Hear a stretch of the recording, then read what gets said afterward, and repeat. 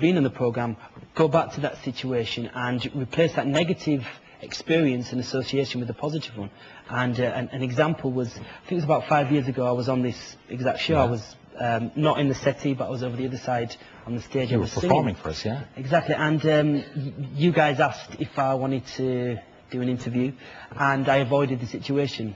I wasn't really plugged into the programme then, and my speech was at a level which I would never be able to handle this sort of conversation. It would have been a nightmare for you to do it. It would have been an absolute nightmare, and so I avoided it, and so this is actually a big thing for me, because I've come back basically to cancel out this situation. Yeah, this is sort of, you fall off the horse, you get back up on the horse again, even if it's 4 years apart or 5 years apart. Yeah, and you prove to yourself that you can do it.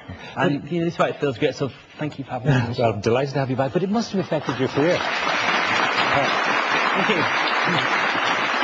know, at the time of Pop Idol, you'd be invited to do all the kids' Saturday morning shows and all the pop shows and all the talk shows, the chat shows, but you couldn't do them. So it must have had some impact. It was always very difficult because no one was ever able to relate Gareth Gates, the pop star, with Gareth Gates' personality, because there was never really a personality there. I was never able to show people what I was really about, and that for, well, not just for a stammer, but for anybody, is really frustrating, you know. You really feel held back in what you do, and there's so many people on the programme that tell stories that, you know, they're in jobs that they never really wanted to do, but they do it, and they sat at a computer all day just simply because it means that they don't have to talk, when really, you know, they should be elsewhere and doing other things that make them happy. And you're a funny guy, actually. Quietly, socially, you're a funny guy. I'm actually a very funny guy. Yeah. Right? And yet, when you're in the pub, before, you kind of got this treatment. By the time you got your smarter mark out, they'd all moved on. Well, you know what it's like in a pub. It's all about banter with your mates. The fastest, most wittiest person gets the biggest laugh. Yeah. And I was never able to do that. I'd sort of sit there, be like trying to get my word out, and someone had already say it. And so these days, amongst my friends, I am the funniest out of my friends. Absolutely. Which I'll testify to that. Hang on a second, Gareth, because there are a couple of people over here that I want to talk to. Niamh, people will recognise you if they've got a good memory, isn't that so? A good recent memory. How would we know you? You might have seen me in the Rosie Tralee this year. You were representing Derry. Yeah. That's right. You are like Gareth. You're a recovering stammerer. Yeah, I am, and I also did the McGuire Programme, so it was great to have done that programme. It was always my thing. I wanted to be in the Rosie Tralee. It was my dream. So. What was it that made you finally do it? It was actually, I was at university and I was going to be graduating the following year and applying for jobs, and I realised, gosh, you know, it's going to be tough going into an interview situation and competing with people for jobs and having a stammer. So I went for that, and I went in the McGuire Programme then in third year and came off it, and I've been for interviews since. It's been fine, and then I just decided, well, why don't I just do one step further and go for the Rosie Tralee as well. So for you, that night was a triumph, to be able to talk to Ray and have a good exchange. Yeah, it was great. Dream come true. Have you got that job yet? Yes, I do.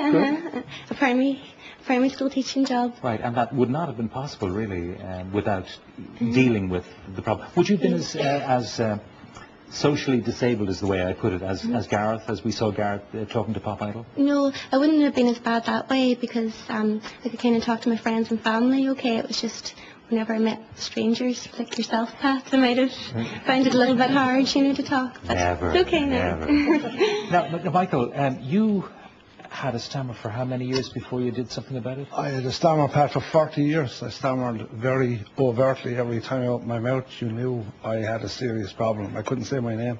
Now, you can put your finger on precisely when it started. Yeah, I got a severe beating off a nun at the age of 4, and I didn't speak for 3 months. So when I started to speak again, I stammered badly. Can you remember what you did that merited the beating? What did you do?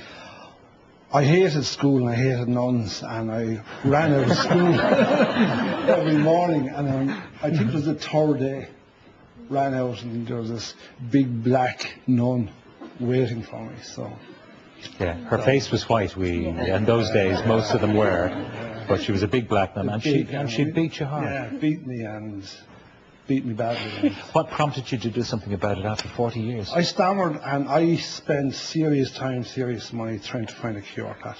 And I stopped. And next thing I heard about the McGuire Programme, and it still took me a year. I was the most sceptical person that ever went on the McGuire Programme, because I had seen it all. I'd been there, worn the T-shirt, quacks, you name it. I tried everything. When I went on the McGuire Programme, for the first time in my life, I heard people speaking about stammering from the inside out. Because all the tutors were stammerers or former stammerers. Yeah, and they were speaking about emotions, all of this, your perceptions of yourself as a person, as a speaker. I always saw myself as a stammerer first and a person second, because my stammer was right there on my face every time, whether I was asleep or awake, because I was over it. I couldn't say. So you were defining yourself by your stammer. Yeah, exactly. Hey, you've written a book. What's it called? The book is called Why I Call My Sister Harry. At the age of 4, I changed my sister's name. My sister's name was Mary. At the age of 4, I changed it to Harry. Because you could say H and you couldn't say M. No, M. I couldn't say M. Monica's my wife. How I ever married a woman called Monica, never. To be quite honest, I think Monica's a lovely woman. Monica's a lovely woman, yeah.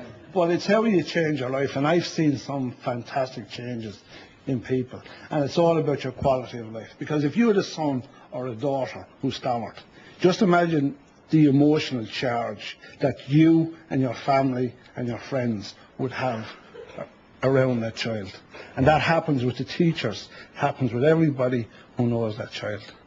Now, you are aware of a Stammering Awareness Day, isn't that it? We're organising the first ever National Stammering Awareness Day, the Ashley Hotel, on the 20th of October. It's on from 9 o'clock and 5:30. Every organisation in Ireland who helps and support people who stammer will be there. It's free. It's the only thing in Ireland now that is free. You'll get a cup of tea and a biscuit in the morning, and a cup of tea and a biscuit in the evening, and anything you want to know about stammering, you'll hear it. Right. And this book is written by a stammerer. It tells you all the perceptions, the mindset, mentality. There's messages there for parents, teachers, speech therapists. It doesn't matter. Well, it's an unforgettable title, Why I Call My Sister Harry. Absolutely. Michael Andy, thank you very much. Thank you very much.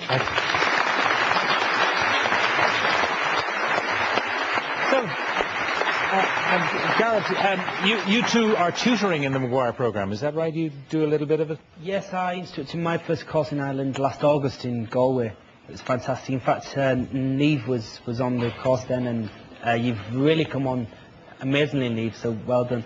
I'm instructing a course in November in Galway again. Yeah, and there's courses held all year round. Yeah. Don't you know that there will be a certain number of people out there who will want you as their tutor, you know? Well, I will gladly tutor any stammerer. And if you want to get in touch with the McGuire Programme Ireland, I'm sure you can.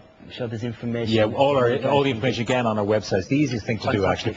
Finally, I should ask you about your music. You still are recording. You'd never ask. You are recording. You've an album out there. You've been touring where in Asia? Yeah, I've finished my third album. It really feels fantastic. This time around, I've really got involved in the writing side of things, and something I was never really given that creative freedom in the past. And yeah, I've spent a lot of time in Asia, and yeah, the album's out. So. All right. Well, look, it's a pleasure having you on the show at last. I really appreciate having me and the McGuire Programme on the show, because it really changes people's lives, and so thank you very much. And you and I have had a cancellation. We have an amazing cancellation. Thank you very much. Thank you. Thank you. Thank you. As I say, all details on our website. All right.